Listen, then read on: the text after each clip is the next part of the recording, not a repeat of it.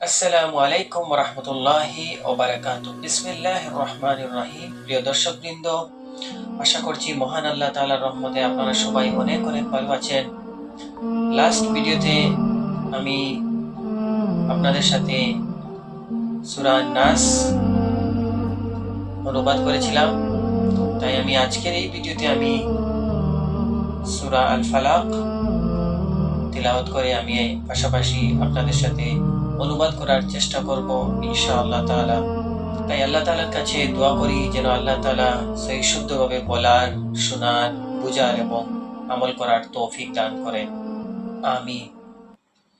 বিসমিল্লাহির রহমানির রহিম। কুল আউযু বিরাব্বিল ফালাক। আল্লাহ তাআলা বলেন, হে নবী, তুমি বলো, আমি উজ্জ্বল প্রভাতের মালিকের কাছে আশ্রয় চাই। মিন শাররি মা খালাক। আশ্রয় চাই তার সৃষ্টি করা প্রতিটি জিনিসের অনিষ্ট থেকে। ওয়া মিন শাররি গাসিকিন ইযা ওয়াকাব।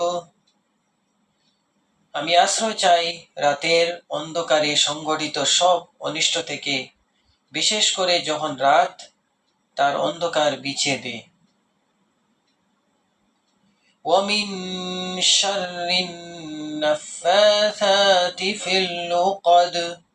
আমি আশ্রয় চাই গিরায় ফুঁক দিয়ে জাদুটনাকারিনীদের অনিষ্ট থেকে।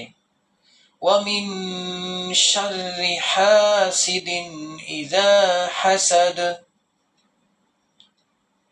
হিংসুক ব্যক্তির হিংসার অনিষ্ট থেকেও আমি তোমার আশ্রয় চাই যখন সে হিংসা করে।